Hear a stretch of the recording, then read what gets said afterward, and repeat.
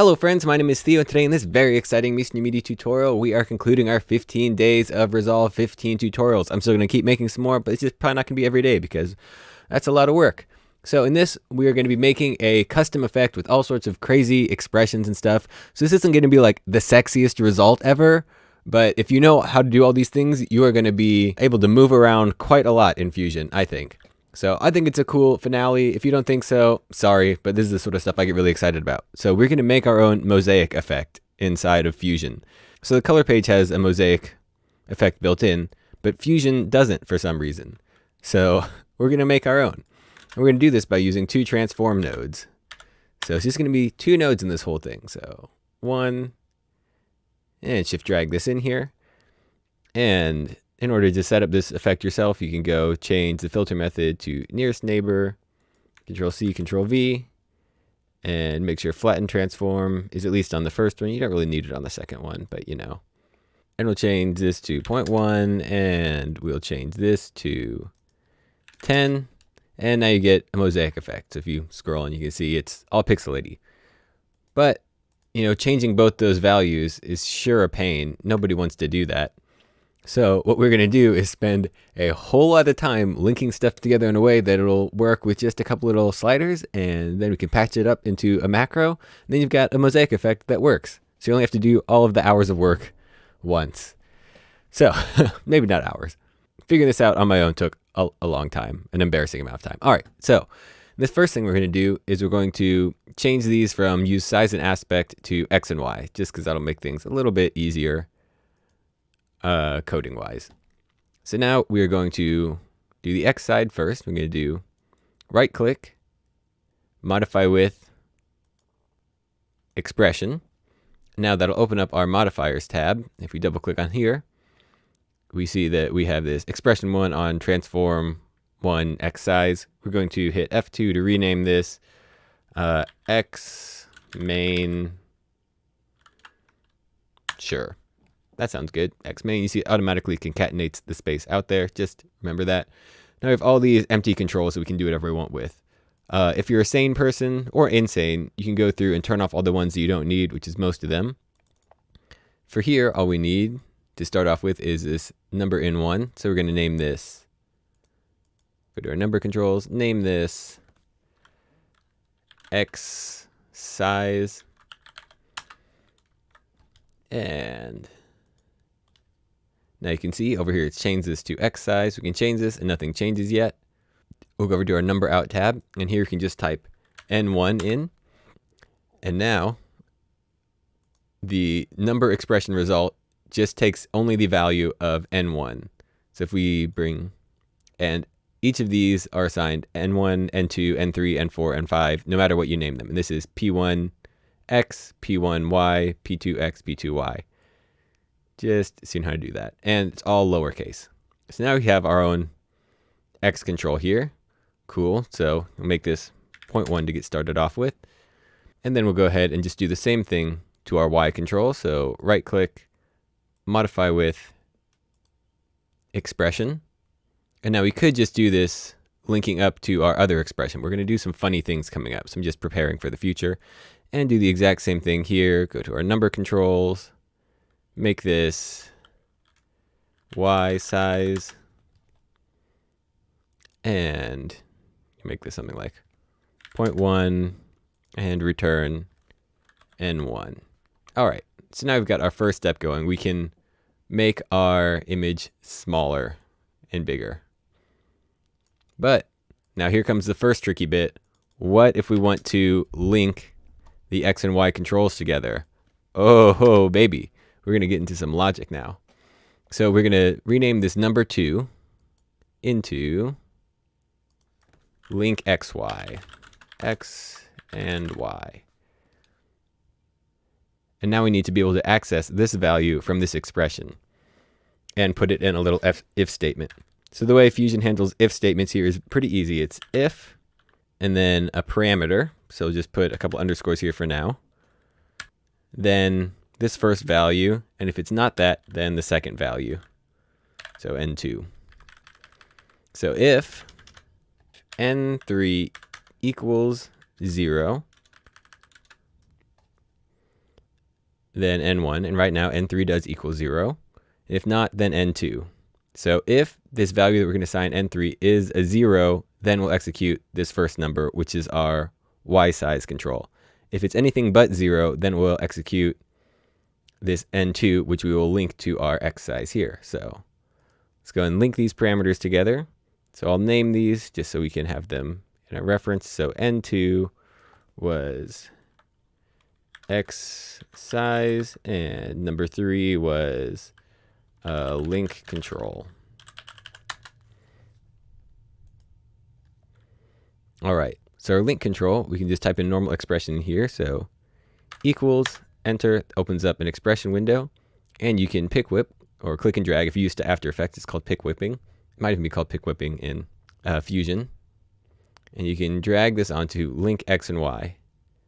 Now you can see it's got x main, which is the name of our expression, dot n2. And now we can do the same sort of thing with our x size. So equals, enter, and pick whip to x size, enter. And now we still have our separate x and y controls, but if this value is 1, then our x and y are linked. So you see you get x, it's scaling up all by itself. If we change our y size, nothing happens. So that's pretty cool. That's the first hurdle out of the way. 0. Nice. So we'll change these back both to 0.1, just because why not? And now actually we don't want our values to be this small. We want to be able to drag our slider up in our final thing and then have it get more blocky. So we'll do that by going back to our little function here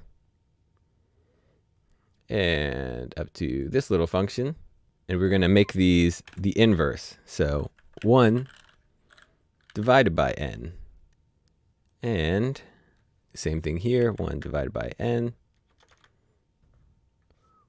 1 divided by n.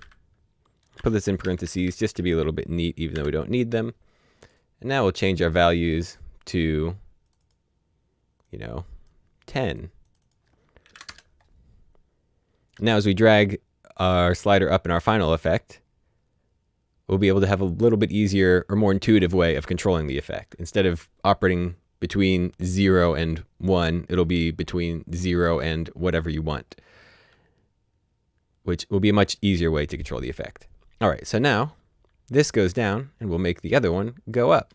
So we'll do this by adding another expression modifier to this. So modify with expression, go to modifiers, double click on this to open it. We will rename this to x size up. And we should probably rename these to grow and shrink. I'm just using F2 to rename things, just since we're going to use this effect over and over again. So it'll be a good thing to have. All right. We want our number 1, which will be our x size controller, to be linked to the x size controller here. So we can do that by right clicking on this, going to connect to, then you see we have our expression 1 on shrink. Oh, we haven't renamed this very well, but we want our x main expression to connect to the number result, which will just be the value that it returns there. So you see we have our x main expression brought in, and now our number in here is 0.1. And in order to get this through, we can type n1, and in order to make this go bigger, we'll take the inverse of it again. So 1 divided by n1.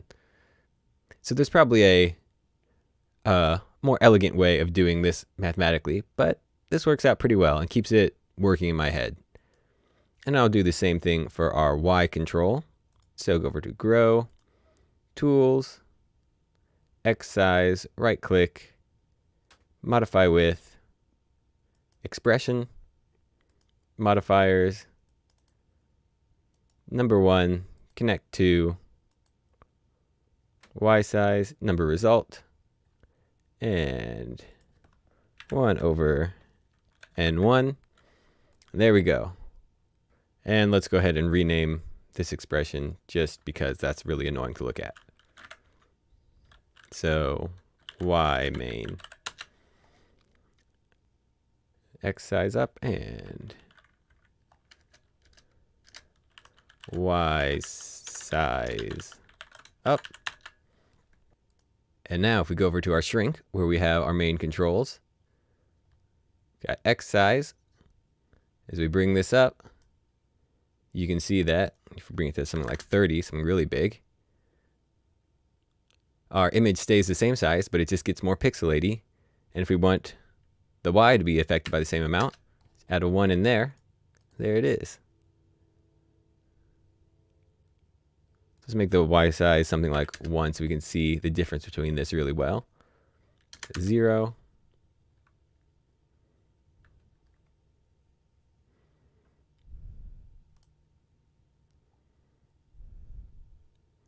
And 1. It doesn't look like it's working, so let's go and check this out. What could be going on? All right, so I figured out what was wrong there. Really simple, stupid thing. I did not do all of my math, so back in our little function here, I forgot to make this n2 the inverse. So I only had n2 in there beforehand, and I needed it to be 1 over n2. So now if we change our link x and y to 1, we get little squares here instead of rectangles. And bring that back to 0. They're rectangles again. So 1, they're linked. Excellent. Now we're ready to start making this into our effect since it all works out. I'll make this like 20 so it's a little bit nicer. Cool. That's a pretty good size. All right, so the first thing we're going to do is right click on Xmain, go to Edit Controls, and now we're going to change this link X and Y into a little checkbox control, which will return a value of 0 or 1. So go down to N2, because that is what our link X and Y is. You remember that because number 1, N1, number 2, N2, we just rename these for us. So N2, change this to a checkbox control, keep it in the controls page, and the name is still link X and Y. Hit OK. And now you see in our control page, we have this checkbox for link X and Y. Very cool. Let's do the same sort of thing with our sliders and make them into sliders. So Edit Controls, go to N1, change this into a slider control from a screw control, hit OK. Oop, forgot to publish that to the controls page. So you can't put these in the user page instead of the control page, but I'm going to put them in the control page just for me. So N1, looks like it bumped it way down to the bottom. Make a slider control instead of a screw control. So slider control, bring it down to controls, hit OK. Now I've got our X size slider. And actually, let's go ahead and edit the range on this too. So bring this back down to N2 again. And the range from 0 to 100. Seems pretty good. Whoop. So N1 range 0 to 100.